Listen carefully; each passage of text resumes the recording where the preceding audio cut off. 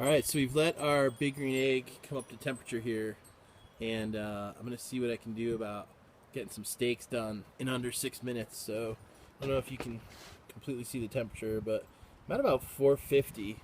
I find 500 to be pretty ideal for steaks. So this is my first time trying this Yellowstone grass-fed beef. I've never come across Montana beef that I haven't really enjoyed, and I don't really know why this would be much different. So really kind of some of the tricks of the trade and the tools I'm using today is good protein and a little bit of seasoning. We've got some local seasoning, the big green egg, some hardwood lump charcoal by Fogo.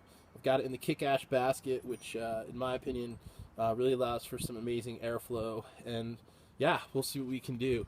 So I've got my phone nearby, which I think is pretty imperative because I time when I do the like a thin New York strip like this, I'll time it. So just get it going. Just under 500 degrees. So I've got my grill grates on. They're all seasoned up, and so yeah, there's one and the other. So I'll go ahead and start the timer here, and already, man, you can smell it. It's pretty amazing smell. So what I'm going to do is I'm going to go about 3 minutes per side on the New York strip steaks, and I've just found that 6 minutes total, real hot and fast, is really the best way to do it, and you really get an amazing char, which I love, and then you get that medium well or medium consistency, and it's not too well done. It's still a bit of a beautiful pink in the middle, which is really cool. Now, New York typically is not my favorite cut of steak. I actually kind of a wimp. I prefer tenderloin as number one. The local market sells tenderloin medallions for about $10 a pound, so I get a couple of them for $10, and then I also do like ribeye, which is pretty hard to pass up. Good, Montana ribeyes, pretty amazing whether it's on the bone or off the bone. So right about the minute and a half mark here in just about 10 seconds. So what I'm going to do, I'm going to go ahead and burp the egg. And you can see that these steaks are already looking pretty amazing. So I'm going to go ahead and just give them a quarter turn for some amazing hash marks, and we'll see how that goes. So I'm going to reset my timer here, and we've got it going again for a couple minutes. So getting some really good smoke coming out of the egg here. That's all kinds of great flavor and things happening.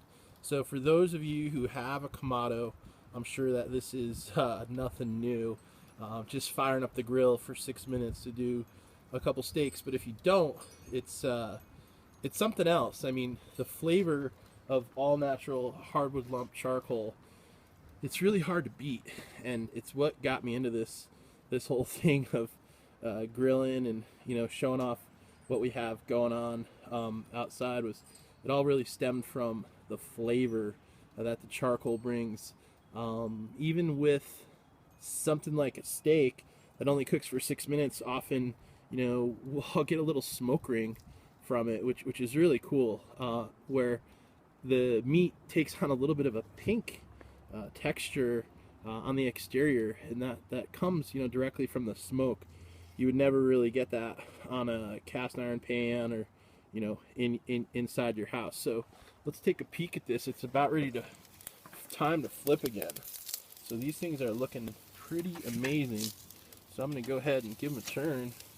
Yep, there's some beautiful grill marks. I would say that kicks butt. So I'm going to go ahead and restart the clock here. So we're making these 6 minute steaks, and they should come out relatively perfect. So it's about a minute and a half, give it a quarter turn, another minute and a half, give it a quarter turn. So at the 3-minute mark, give it a flip, and then from there, continue on for repeat for the second side. The seasonings that I chose today were the Alpine Touch, which is a local product. It's kind of a garlic salt. It's really been popular in Montana for a number of years, and it's made in Shoto, Montana. And I like the garlic flavor that it brings, but it also, I use it for the salt in, boy, almost everything that I cook, and it's a really nice flavor enhancer for sure. And then Dizzy Dust, I mean, kind of goes without saying. It's a real anchor product for cooking on the Kamado Grill. At least it has been for me. As an all-purpose seasoning, it really gets the job done. And I always am picking up different nuanced flavors with the Dizzy Dust that I don't normally find elsewhere. So here we are again. We're back at the time to give our meat another quarter turn.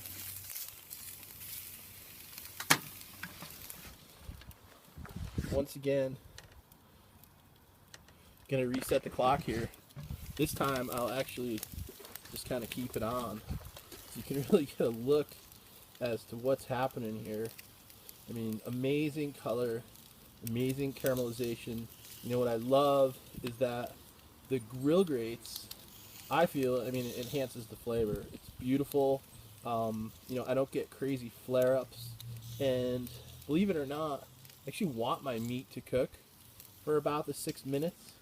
And if I was just to go right direct, I don't prefer the result that I get, when I go direct without the grill grates. So they've been a real help and a real asset to cooking on the Kamado, at least for me. So there's a shot of the hardwood lump charcoal. You can see just how big those pieces are sitting in the kick ash basket, which really works well for just an amazing airflow. So with that, I'm going to go ahead and call it a early Sunday dinner. Thanks for watching.